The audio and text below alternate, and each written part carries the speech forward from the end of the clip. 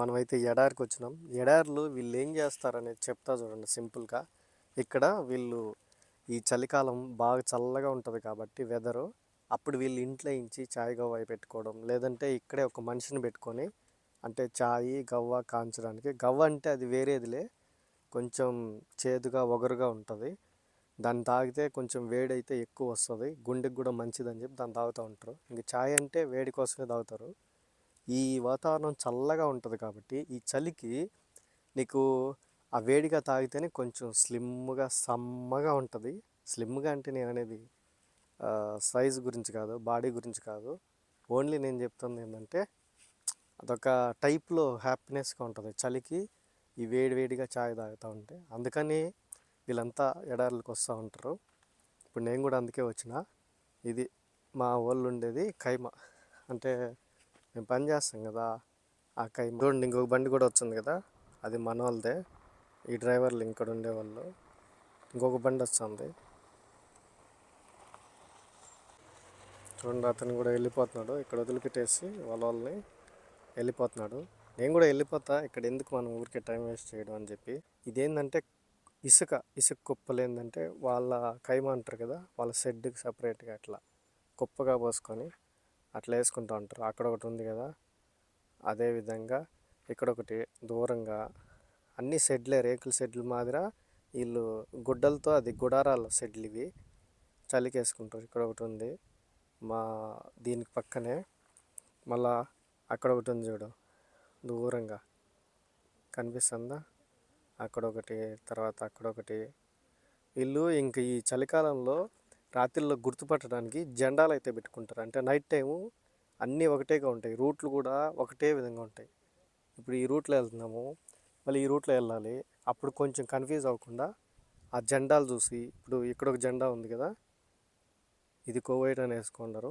అట మాదిర అక్కడ ఒక జెండా ఉంది, అది వేరే జెండా. కాకపోతే వాళ్ళు లైట్లు కూడా పెట్టుకుంటారు.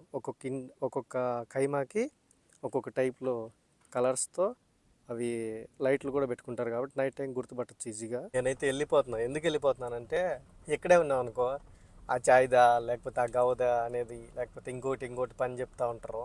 అదే ఇంటికి పోయినాం అనుకో, వాడు ఇంటికి వెళ్ళిపోయినాళ్లే మళ్ళీ తర్వాత ఫోన్ చేసి వచ్చాడు అని చెప్పి చెప్పరు. బండ్లు తిరిగి గడ్డగా, అంటే గట్టిగా అయిపోతుంది మట్టి, ఒక రాయిలాగా అయిపోతుంది.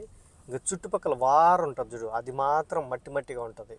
మన బండ్లు వెళ్ళాలంటే ఆ గడ్డగా ఉండే దానిపైన వెళ్ళకూడదు. అట్లని పూర్తిగా ఇసుక కుప్పలు వేసి ఉంటుంది చూడు రోడ్డుకి, ఇటుపక్క కానీ అట్లాంటి రూట్లో కూడా వెళ్ళకూడదు. ఎందుకు వెళ్ళకూడదు అంటే ఈ ఇసుక చాలా మెత్తగా ఉండిందనుకో బండ్లు అనేది ఇరక్కపోతాయి.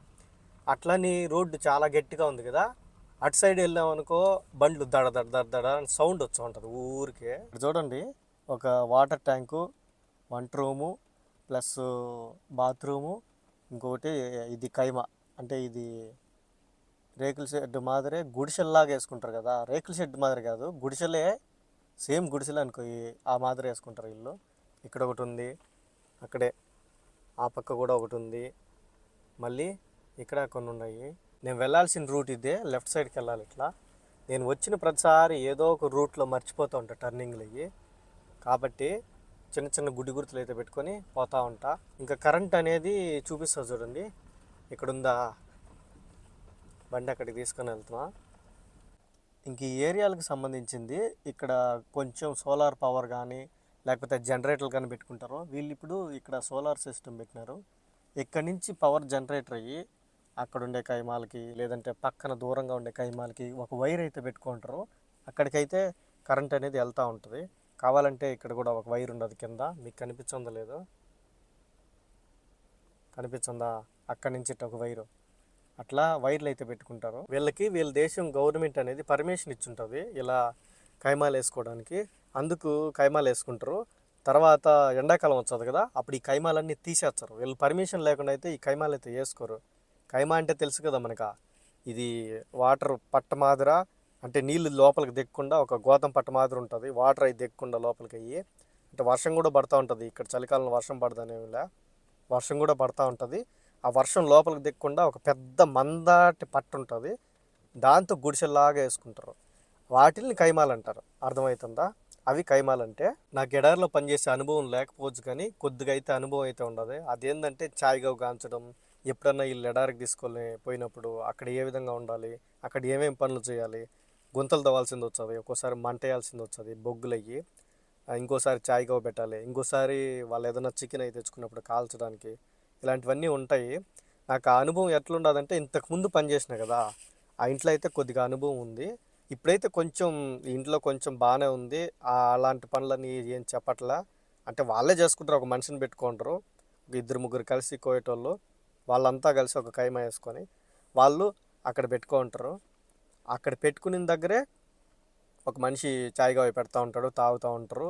అక్కడ మరుసటి రోజు పొద్దున్నే పోయి డ్రైవర్ అనే అతను క్లీన్ చేసి పక్కన పెట్టేసి వచ్చాడు. లేదంటే అక్కడే కూడా ఉంటారు కొంతమంది. అక్కడ ఒక మనిషి పని చేస్తున్నాడు. ఇసుక చూడండి, మొత్తం గుంతలు గుంతలుగా ఉంది కదా. ఈ ఇసుక అంతా దిగబడుతుంది అనుకుంటారేమో, దిగబడుతుంది. ఇప్పుడు చలి ఎంతో నాకు తెలుసా, 13 డిగ్రీలు ఉన్నది చూడండి, 13 డిగ్రీలు. కానీ నాకెందుకు చలి వేయట్లేదంటే, ఇది చూడండి ఎంత పెద్ద కైమా వేసుకున్నారు. ఇది చాలా పెద్ద కైమా. ఇది సుమారు ఒక 100 మంది తిరిగే అంత కైమా ఉన్నది. సుమారు 100 మంది ఉండొచ్చు దాంట్లోనే. ఈ పక్క అంతా ఇదంతా ఆడుకోవడానికి అదంతా ప్లేస్ అంతా. కైమా మాత్రానికి ఇది మాత్రం చాలా పెద్దది ఉన్నది ఈ పక్క.